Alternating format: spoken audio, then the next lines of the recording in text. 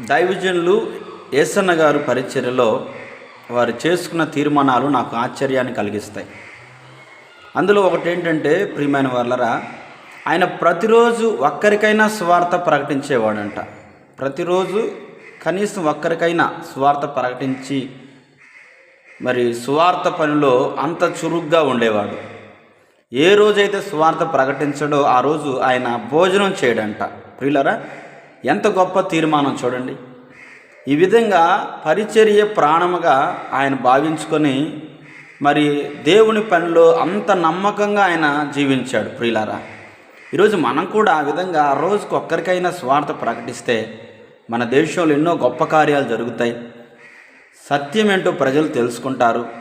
నిజరక్షకుణ్ణి ప్రజలు గుర్తించి మారు మనసు పొందుకొని అనేకులు ప్రభువైపుకు త్రిప్పబడతారు. ప్రియమైన దేవుని బిడ్డలారా,